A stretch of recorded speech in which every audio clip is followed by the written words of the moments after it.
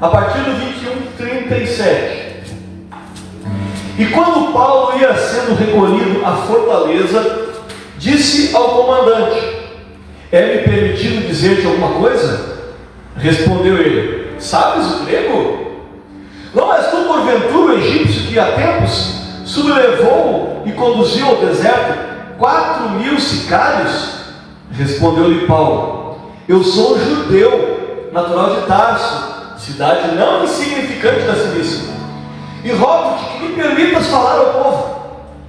Obtida a permissão, Paulo, em pé na escada, fez com a mão sinal ao povo.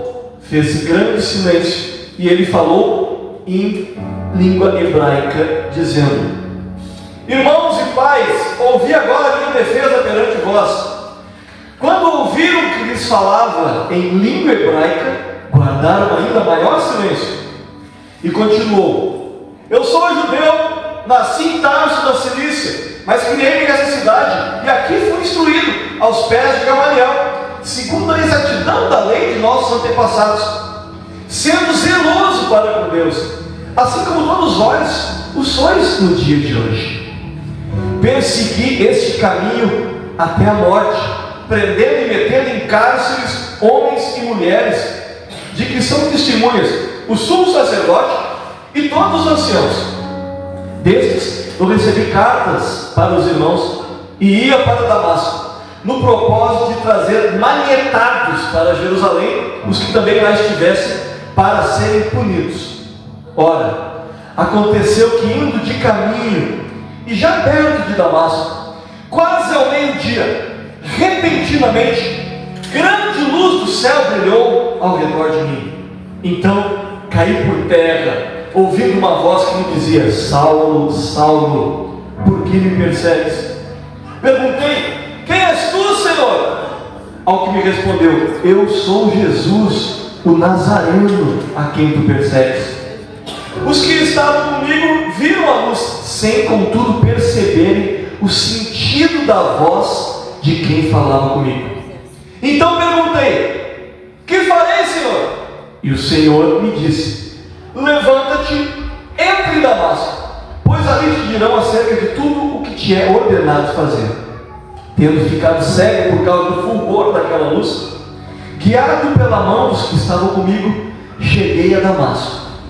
Um homem chamado Ananias, piedoso conforme a lei, tendo bom testemunho de todos os judeus que ali moravam, veio procurar-me, e pondo-se junto a mim, disse: Saulo, irmão, recebe novamente a vista. Nessa mesma hora, recobrei a vista e olhei para ele. Então ele disse: o Deus de nossos pais, de antemão, te escolheu para conheceres a sua vontade, veres o justo e ouvires uma voz de sua própria boca, porque terás de ser sua testemunha diante de todos os homens das coisas que tem visto e ouvido. E agora, por que te demoras? Levanta-te, recebe o batismo e lava os teus pecados, invocando o nome dele. Tendo eu voltado para Jerusalém, enquanto orava no templo, sobreveio-me um êxtase, e vi aquele que falava comigo: apressa-te e sai logo de Jerusalém, porque não receberão o teu testemunho a meu respeito. Eu disse: Senhor, eles bem sabem que eu, encerrado em prisão e nas sinagogas, açoitava os que criam em ti. Quando se derramava o sangue de Estevão, tua testemunha, eu também estava presente, consentia nisso e até guardei as vestes dos que o matavam. Mas ele me disse: vai, porque eu te enviarei para longe, aos gentios. Ouviram até essa palavra, e então gritaram, dizendo: tira tal homem da terra, porque não convém que ele viva. Ora, estando eles gritando, arrojando de si as suas capas, atirando poeira para os ares, ordenou o comandante que Paulo fosse recolhido à fortaleza e que, sob açoite, fosse interrogado para saber por que motivo clamavam assim contra ele. Quando o estavam amarrando com correias, disse Paulo ao centurião presente: ser-vos-á porventura lícito açoitar um cidadão romano sem estar condenado?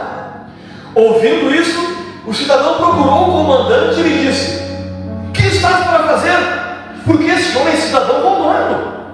Respondeu-lhe o comandante: a mim me custou grande soma de dinheiro esse título de cidadão. Disse Paulo: pois eu o tenho por direito de nascimento. Imediatamente se afastaram os que estavam para o inquirir com açoites. O próprio comandante sentiu-se receoso quando soube que Paulo era romano, porque o mandara amarrar.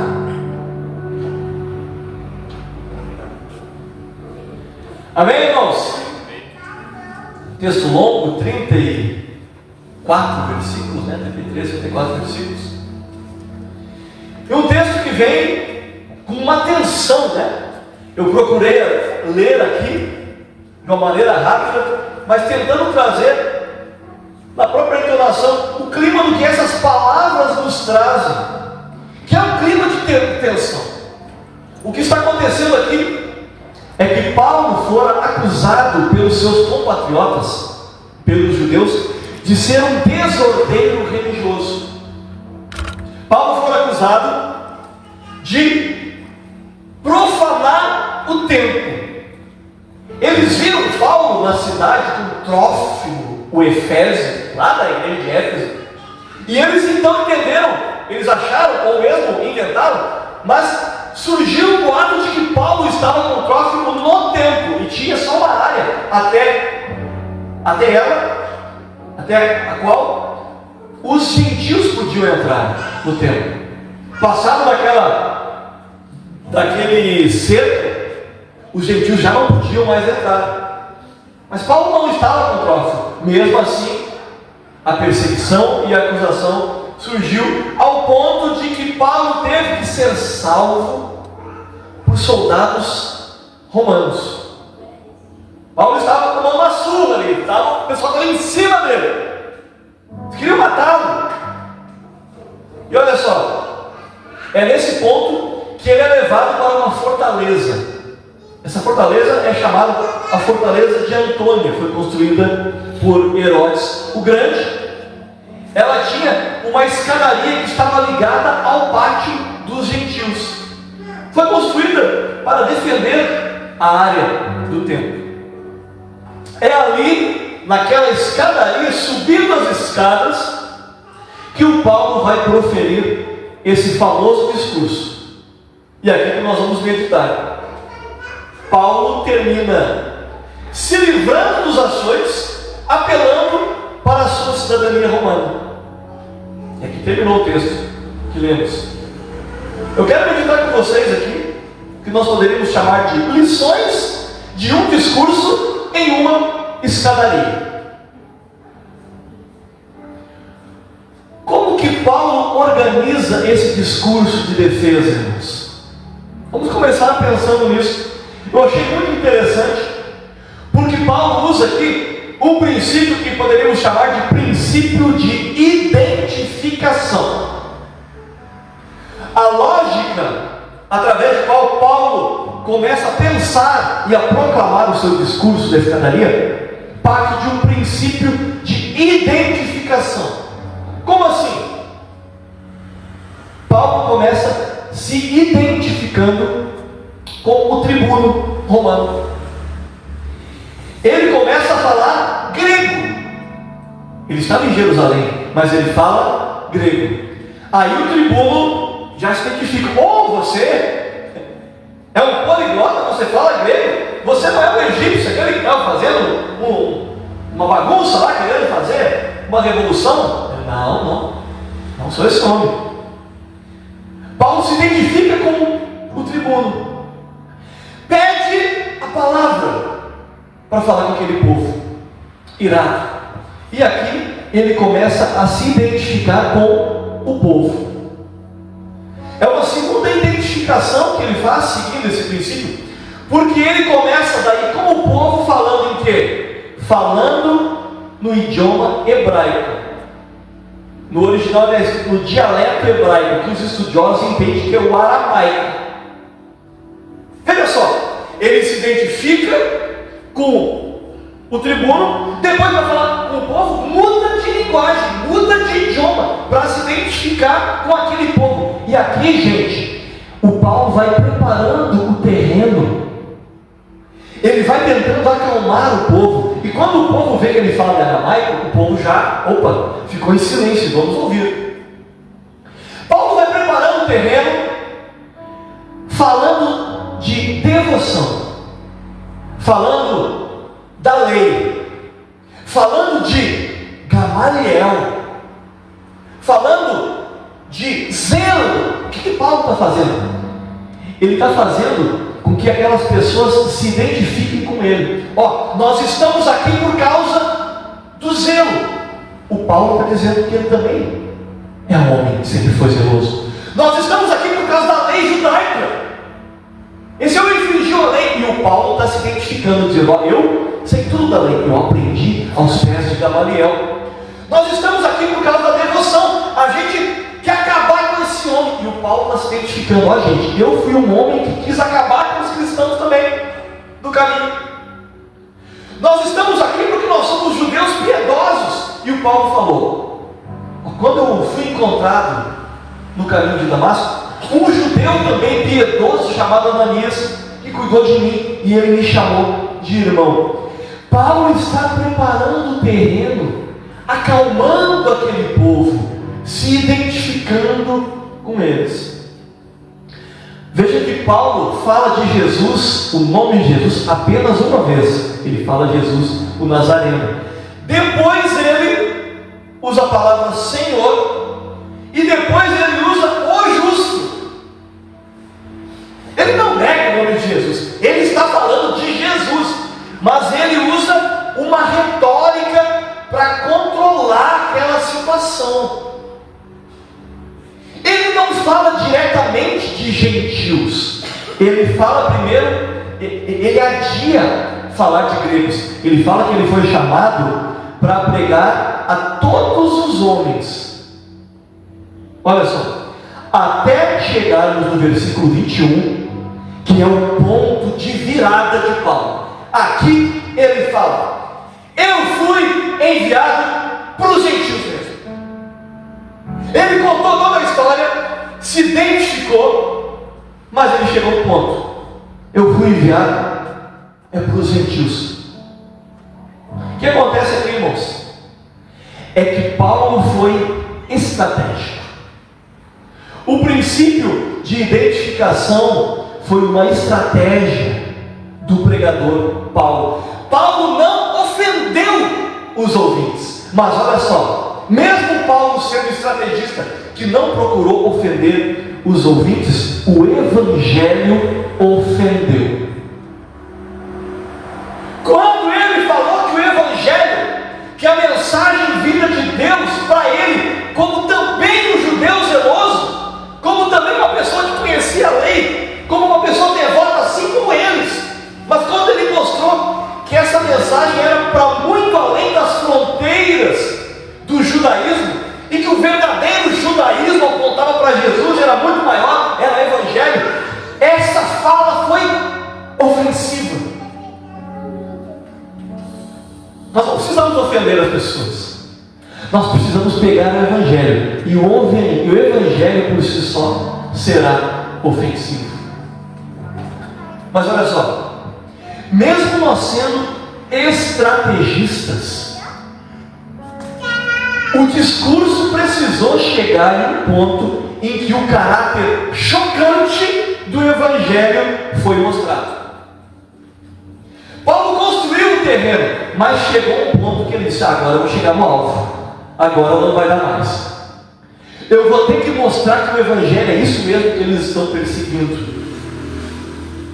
E nós precisamos atentar para isso, meus irmãos e minhas irmãs, porque é somente a partir desse ponto, é somente a partir do ponto de choque, do ponto de conflito do evangelho, que os destinos das pessoas que nos ouvem serão definidos. Nós devemos pregar, devemos ser estrategistas sim, mas não podemos diluir a mensagem do evangelho. O ponto de confronto tem que estar lá. Nós devemos conhecer o público, conhecer a plateia, saber a forma certa de chegar no coração deles. Talvez com o princípio de identificação com Paulo, que se fez de tudo para com todos, para talvez ganhar alguns. Mas olha só, a mensagem, a essência, o ataque não pode ser diluído. O Evangelho precisa ser proclamado, doa a quem doer. E aqui nós chegamos em um segundo ponto, porque nós vamos aprender que, se estivermos dispostos a pegar esse Evangelho de verdade, que apesar das estratégias tem pontos de confronto, o Evangelho às vezes causará tumultos. Não é isso que está acontecendo no livro de Atos inteiro, só no cerco aqui do capítulo que nós estamos lendo, 21 e 22. Lá em Atos 19 já teve tumulto, porque tinha gente sendo sustentada pela idolatria. Em Atos 21 teve tumulto por preocupação com a lei. Agora em Atos 22 tem tumulto porque tem gente preocupada com essa abertura. Deus está preocupado com os gentios, como assim? E o livro de Atos vai continuar tendo tumultos. Que nós aprendemos que um evangelho que não causa nenhum desconforto nas pessoas, que não traz nenhum tipo de confronto cultural, não é o verdadeiro evangelho. O verdadeiro evangelho vai causar, em alguma instância, tumulto mesmo, e a gente tem que estar preparado para isso. O verdadeiro evangelho vai ser visto pela cultura pagã como um evangelho fora de moda, como um evangelho até mesmo anti-intelectual, porque está pregando um livro de tantos milênios atrás. Mas o evangelho é isso. O verdadeiro evangelho ele vai trazer esse desconforto. O evangelho vai chegar para o humanismo e vai dizer: você não pode colocar as expectativas e as esperanças em você mesmo. E isso vai fazer um desconforto danado no coração das pessoas que estão querendo se sentir cada vez mais fortes e cada vez mais potentes para ganhar o mundo. Mas o evangelho vai ter que trazer esse desconforto mesmo. O evangelho vai chegar para o religioso, para o legalista, e vai dizer: os teus costumes, o teu ativismo, aquilo que tu diz fazer para ganhar o favor de Deus, para atingir o céu, para se santificar sozinho, como se a santificação não fosse uma obra que partisse do Espírito Santo e que nós apenas respondêssemos isso em busca. Essas pessoas vão se sentir confrontadas mesmo. Quando a gente chegar e dizer: o teu ativismo, os teus costumes religiosos não causam nada, não mudam nem passo na tua salvação, porque isso foi adquirido por graça, e a graça é um favor imerecido. Mas se nós estivermos dispostos a enfrentar os tumultos potenciais da verdadeira mensagem do Evangelho, nós poderemos seguir como Paulo, de cabeça erguida. A mensagem foi pregada. Agora, tem um ponto interessante ainda. Nós temos vários pontos interessantes. Os irmãos estão vendo que a nossa meditação hoje não está sendo ponto a ponto na mensagem, mas nós estamos falando de várias coisas, de todo o discurso da escadaria. Porque se nós voltarmos para a fala de Jesus para Ananias, lá em Atos 9, 16, na conversão de Paulo, olha o que Jesus revelou para Ananias. Jesus estava falando de Paulo para Ananias, e ele diz: eu lhe mostrarei, para Paulo, quanto lhe importa sofrer pelo meu nome. Veja isso, meus irmãos. O que está acontecendo aqui nesse tumulto da escadaria é que Paulo está vivendo o cumprimento de uma promessa de Jesus. Vocês serão perseguidos por causa do meu nome. Isso aqui é impactante para a gente, porque algumas vezes nós iremos perceber que Deus está conosco, que nós estamos no caminho certo, que a mensagem, verdadeiramente a mensagem de Deus. Algumas vezes nós vamos perceber que a obra que nós estamos fazendo é inspirada pelo Espírito Santo por causa dos bons frutos da nossa obra. Algumas vezes nós vamos ver pessoas mudando a forma de pensar, pessoas se convertendo.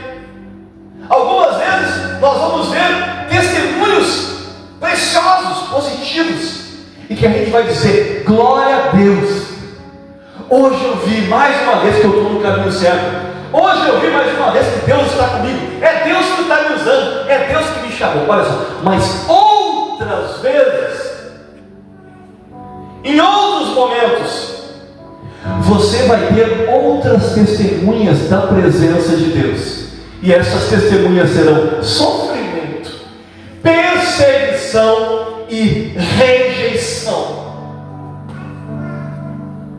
Não é isso que Jesus falou? Seriam perseguidos por causa do meu nome. Muitas vezes, o verdadeiro caminho do discipulado de Jesus Cristo, da pregação bíblica, ela vai trazer consigo essas três testemunhas. E você vai ver que está no caminho certo, vai ver que você está na igreja certa, pregando o evangelho certo, não pelos tapinhas nas costas e pelos elogios, mas pelas pedradas que você está levando. São pedras, são tumultos, são rejeições que não testificam que você é ruim, que você está pregando do jeito errado, ou que Deus não está com você, mas é justamente o contrário, que testificam que a promessa de Jesus para os seus, de que o evangelho iria trazer confronto e rejeição, está sendo cumprido na minha e na tua vida. Acostume com isso, meus irmãos. O verdadeiro caminho do discipulado não vai ter só testemunhos de pessoas que foram impactadas pelo poder da nossa mensagem, mas também teremos testemunho de rejeição dessa mensagem. E o que nós fazemos neste momento? O que fazer diante da rejeição, dos maus olhares? O que Paulo fez? Paulo nos mostrou em todo o seu discurso que o momento da perseguição é o momento ideal para reafirmar a vocação. Eu vou repetir, frase de efeito, né? O momento da perseguição é o momento ideal para reafirmar a vocação. O que Paulo disse ali, em outras palavras, é: gente, aquilo que vocês rejeitaram em mim, o motivo que está fazendo eu apanhar, que vocês querem me matar, é justamente a minha vocação. Jesus me chamou para os gentios mesmo. Aquilo que vocês não estão gostando em mim, está querendo fazer com que vocês me destruam, é exatamente o que eu vou fazer até o final da minha vida, porque foi para isso que eu fui chamado. O grito de rejeição para Paulo não faz o menor efeito, porque ele tem certeza dos propósitos e da vocação de Deus para a vida dele. Se nós caminharmos na mesma certeza, não vai ser qualquer palavra desanimadora que vai nos derrubar. Se nós caminharmos sabendo por que estamos aqui, o que Deus nos chamou para fazer, qual é o nosso propósito, não vai ser qualquer cara feia, qualquer mau testemunho que der de nós, da nossa mensagem, que vai nos fazer parar. Cristãos com vocações aparentemente rejeitadas, cristãos que têm o seu ministério, a sua pregação, o seu louvor desprezado, faça como Paulo. Não é hora de parar, é hora de reafirmar a vocação. Eu sei quem tenho crido, eu sei quem me chamou, e eu vou fazer isso até o fim. É aqui, meus irmãos, que a defesa de Paulo sobe de nível, não é? Veja alguns detalhes. Eu marquei aqui 3 pontos, e são os 3 pontos finais. 3 pontos sobre essa defesa de Paulo. A defesa de Paulo não é apenas uma autodefesa. A defesa de Paulo se tornou uma defesa da graça de Deus. Paulo não está simplesmente labutando, trabalhando, proferindo palavras em defesa própria, causa própria, que não fala de mim, eu estou me autopreservando. Não. Paulo está preservando a graça. Paulo está preservando o direito de gentios, de gregos, de receberem esse evangelho. E o mais maravilhoso é que pessoas que querem atacar Paulo estão atacando o próprio evangelho.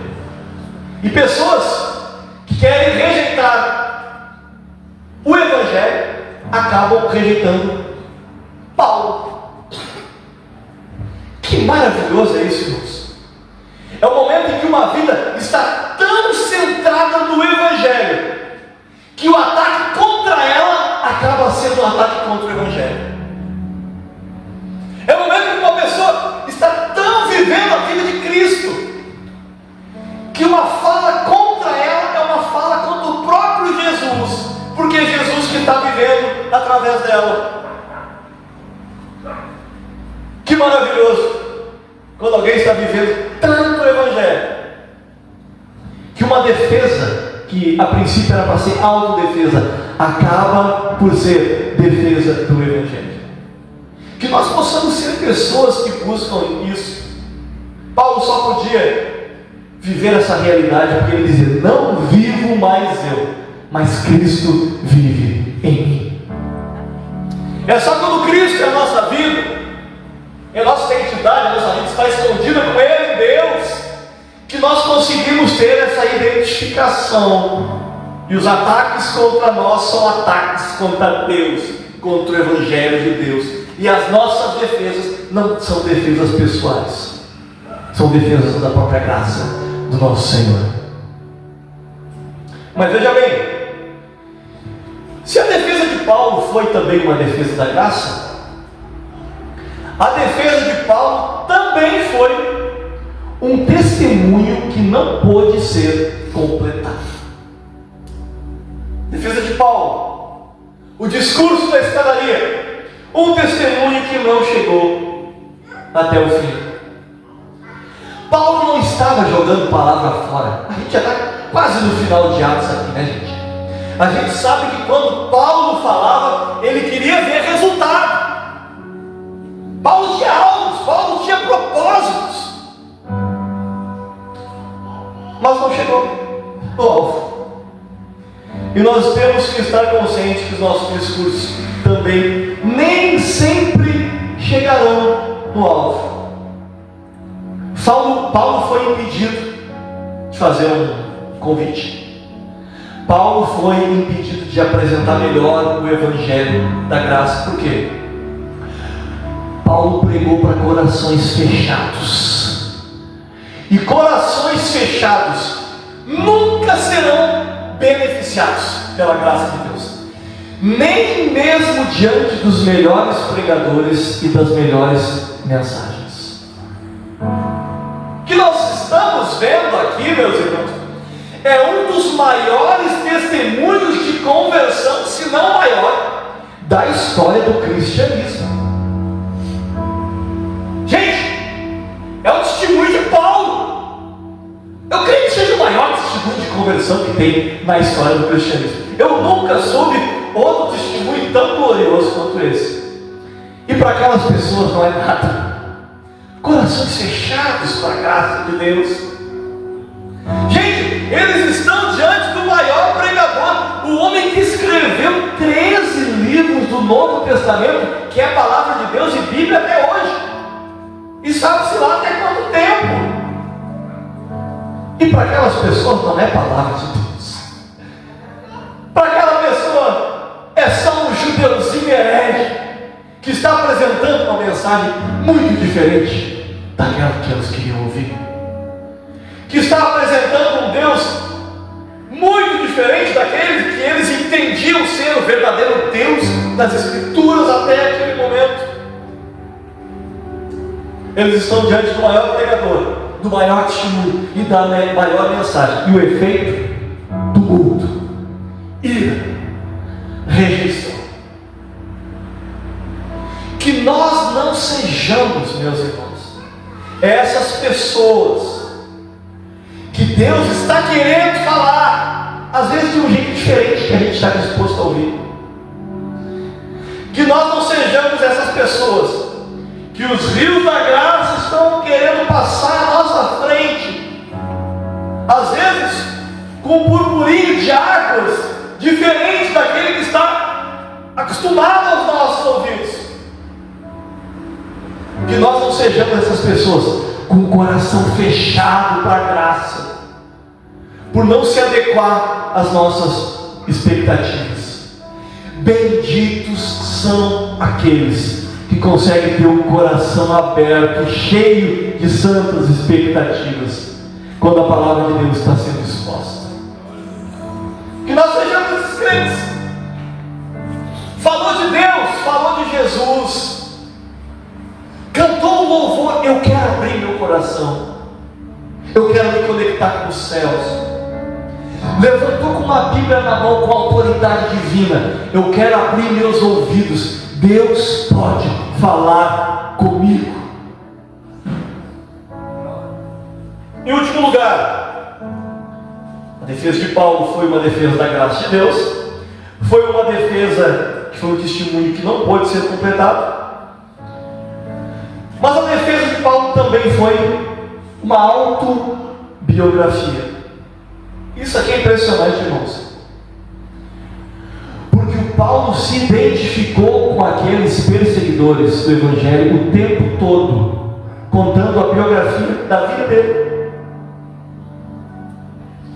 Em outras palavras, a história de vida de Paulo era parecida com a história de vida de muitos daqueles que estavam ali, aos pés da escadaria, ouvindo o seu discurso. Eram judeus zelosos, eram pessoas que talvez alguns também estiveram estudando com grandes mestres, eram pessoas preocupadas com o tempo, preocupadas com a lei, eram pessoas que eram anti-blasfêmia. Era gente preocupada com a vontade de Deus. Nós não podemos deixar a coisa virar de cabeça para baixo. Nosso Deus é santo. E Paulo estava ali com eles, juntinho, com a mesma biografia, com os mesmos traços de caráter, com os mesmos comportamentos, até um evento: o caminho de Damasco. É aqui que a nossa biografia pessoal é transformada. Nós caminhamos juntos com muita gente, talvez gente zelosa. Nós temos histórias parecidas com a de muitas pessoas, talvez até mesmo pessoas que querem buscar Deus. Só que tem um ponto de virada na nossa vida, que é o que faz toda a diferença. É quando a gente é encontrado por Jesus no caminho de Damasco. Isso nos chama a buscar na nossa vida, meus irmãos, testemunhos que proclamem ao mundo, seja de uma escadaria em meio a tumulto, ou seja de um púlpito em meio a uma igreja, mas testemunhos que proclamem ao mundo verdadeiros encontros com Jesus, verdadeiros encontros de transformação. Cada um de nós aqui precisa ter uma história para contar. Cada um precisa ter um caminho de Damasco. Olha, irmão, eu tive um dia na minha vida, que aquele dia foi o dia que Deus me deu. Até pessoas criadas na igreja como eu, talvez como muitos de vocês. Eu fui criado na igreja, mas teve um dia que a coisa mudou. A partir daquele dia eu entendi o meu propósito. Eu achava que eu era crente, eu achava que eu cria em Deus, e talvez até cria, mas teve um dia que eu fui prostrado ao chão e eu vi uma luz que mudou tudo. Daquele dia em diante a minha vida foi outra. Uma biografia que é igual a de tantos, mas depois do caminho de Damasco eu tenho uma história pessoal minha com Jesus, e isso vai fazer toda a diferença quando você estiver diante dos tumultos da vida. Quando você estiver nas escadarias, enfrentando luta, treva, perseguição, você vai lembrar da luz do caminho de Damasco, e isso vai te fazer permanecer mais um pouco. É por isso que o testemunho cristão nunca é um testemunho de superação. Não é simplesmente eu melhorei de vida, não é simplesmente eu fui bem até aqui, mas eu me superei. Não, o testemunho cristão sempre traz um elemento de contraste. Eu fui igual a vocês até aqui, mas depois a minha vida não deu um upgrade, não, eu mudei de rumo. É conversão, é transformação, é contraste. E é por isso também, eu termino aqui, que a autobiografia de Paulo, em última instância, é a autobiografia da Igreja de Cristo. Um povo transformado, que em determinado momento da história teve a sua história virada e encontrou um propósito na terra que vai levar por toda a eternidade. A autobiografia de Paulo é uma ilustração da biografia da igreja. E se você faz parte dessa igreja, essa autobiografia também tem que ser uma ilustração da sua biografia. E essa é a hora que nós olhamos para o nosso coração, para a nossa história, procurando analisar e encontrar contrastes com a vida que nós levamos, procurando olhar para trás e encontrar um antigo Simon que agora é totalmente diferente por causa da luz do caminho de Damasco. É nessa história que você se sente parte de um povo que teve a sua biografia transformada pela cruz de Cristo, que você passa a olhar a si mesmo e tem nítido o dia da mudança, o dia do contraste, e o padrão de ação de Deus na vida da igreja também passa a ser observado na tua vida. Você consegue ver isso? Você consegue identificar na tua vida que o padrão de Deus agir na igreja, na história da igreja, na vida de Paulo, também é o padrão que Ele está agindo na tua? Não te melhorando, não te fazendo uma pessoa um pouquinho mais boazinha, mas te virando do avesso, matando quem você é, trazendo uma nova vida. A autobiografia de Paulo é a biografia da igreja cristã e precisa ser a minha e a sua biografia. Amém, meus irmãos? Vamos fazer uma oração. Vou chamar o Lucas e a Larissa para vir aqui louvarem conosco.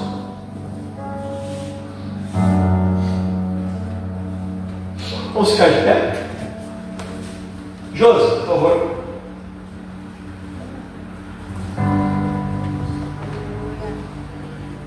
Quero convidar os irmãos para orar conosco. Não sei o que Deus tocou no seu coração durante essa mensagem, eu sei que Deus tocou no meu, mas possivelmente também tocou no seu, alguma coisa. Traga isso à sua memória agora diante de Deus nesse momento de oração. Faça desse momento de contrição mesmo diante do Senhor. Aproveite esse momento. A palavra foi pregada e Deus está aqui nessa noite. Amém, meus irmãos? Pai Santo, querido Deus, nós te agradecemos, Pai, nós te louvamos pela Tua palavra, Senhor, por o Senhor ter falado conosco nessa noite, por nos fazer relembrar, Senhor, o nosso caminho de Damasco, o dia, Senhor, que o Senhor nos encontrou, Pai, o dia que o Senhor mudou, Senhor Jesus, a nossa vida por completo, por causa da cruz de Cristo, e nós estamos aqui, Senhor Jesus, para te exaltar, para te bendizer, para glorificar o Teu nome, dizer que Tu és o único santo e poderoso, que não há outro Deus igual a Ti, e que nós queremos, Senhor Jesus, ter, Pai, a nossa vida completamente mudada por Ti. Nós queremos enfrentar, Pai, as perseguições, as rejeições, a dor e o sofrimento, Pai, com luz à eternidade, com